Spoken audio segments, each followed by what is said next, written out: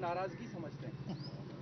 मैं तो इतने दूर नहीं जाऊंगा, पहले ये पता करें वोट मिला किसको है, फिर वहां से आगे बात चलाते हैं जी। अच्छा शाह साहब, आप कह रहे हैं कि जो जिसके पास फॉर्म 47 है वो जीता हुआ है। असल झगड़ा तो यही है कि फॉर्म 45 और फॉर्म 47 में डिफरेंस। देखिए वो मैं यही कह रहा हूँ ना कि मुझसे आपने पूछा कि रिजल्ट क्या है, मैं तो यही कहूंगा कि जो 47 है वो जीत गया है, 45 हार गया है।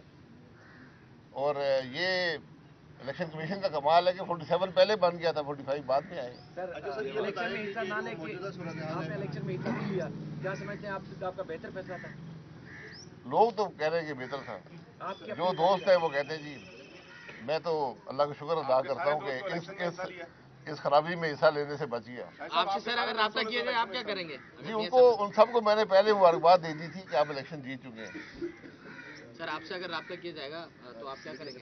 किस बात पे राब्ता किया जाए? सब राब्ता करें आपसे? मैं नहीं हूँ, मैं कुछ हूँ। अभी तक आपसे राब्ता किया किसी ने? नहीं, जरूरत नहीं है, मैं नहीं हूँ ना। आजाद मतलब अभी राब्ता सिर्फ आजाद वालों से हो रहा है। भाई साहब, आप मौजूदा सूरत हाल में मुसलसल ये कह रहे थे कि अभी इलेक्शन ना करवाए जाए तो बेहतर है। अब कल तक तो ये सूरत हाल ये बन रही है कि कोई भी आगे नहीं बढ़ रहा हुकूमत बनाने के लिए, वफाकी हुकूमत बनाने से गुरेज कर रहे हैं। तो आपको किसने बताया था कि इस तरह के रिजल्ट आएंगे कि हम पार्लियामेंट होगी और कोई भी हुकूमत नहीं बनाना चाहेगा? देखिए मैंने कभी नहीं कहा कि इलेक्शन मत करवाएं, मैं हमेशा ही कहता हूं कि इलेक्शन वक्त पे होने चाहिए। लेकिन मैं ज़रूर ये कहता रहा कि इलेक्शन अगर आपने बगैर आगे के रास्ते का तयन किए इलेक्शन कराए, वो कुछ नहीं देंगे, इंतशार देंगे। और कम से कम वो बात जो है वो हकीकत साबित हुई है कि आज जो इलेक्शन है वो कोई रिजल्ट नहीं दे पाए और ना ही आगे कुछ मसाइल का हल दे पाएंगे। इसलिए आज मुल्क मुश्किल में है। आज पॉलिटिकल लीडरशिप जो है ज़रा अपनी इस इक़्तिदार की सियासत से बाहर निकले और मुल्क के मसाइल का हल तलाश करें, वहीं से मामला आगे बढ़ेगा। अच्छा शाह साहब, अभी तक आप मुस्लिम लीग नून में हैं, तो क्या मुस्लिम लीग नून की जो इस इलेक्शन में परफॉर्मेंस है उससे आप मुतमिन हैं? वो बेहतर हो सकता था या कुछ? मेरे भाई मैंने पहली दफ़ा इलेक्शन में हिस्सा नहीं लिया, ना वोट दिया, क्योंकि मैं इन इलेक्शंस को मुल्क में बेपनाह खराबी का सबब समझता हूँ।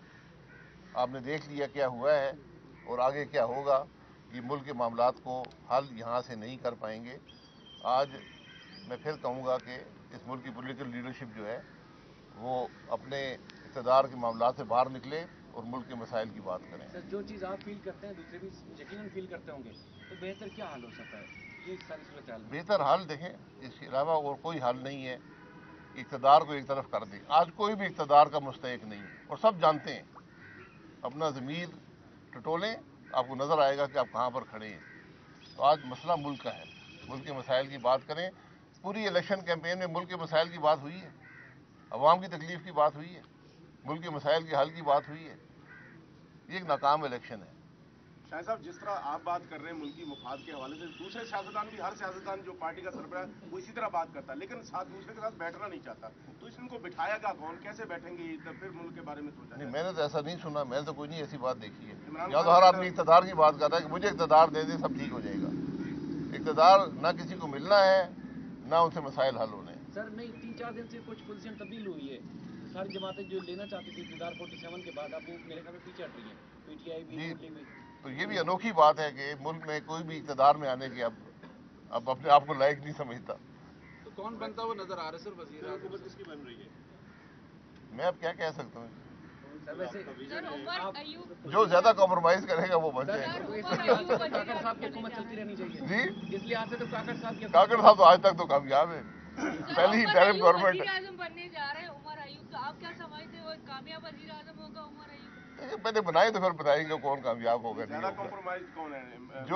जो भी इन हालात में हुकूमत में आया, अगर सारी पॉलिटिकल जमातें सपोर्ट नहीं करेंगी, मुल्क के मामलात हल नहीं हो सकते। ये बात ज़हन नशीन कर लें। सर ये आपके कुलीग रहे उमर अयूब भी और मियां शहबाज शरीफ तो आपकी पार्टी के सदर भी हैं, दोनों में से आपको लगता है कौन सा कॉम्प्रोमाइज ज्यादा है? मेरे पास तो वोट ही नहीं, किसको वोट दूं?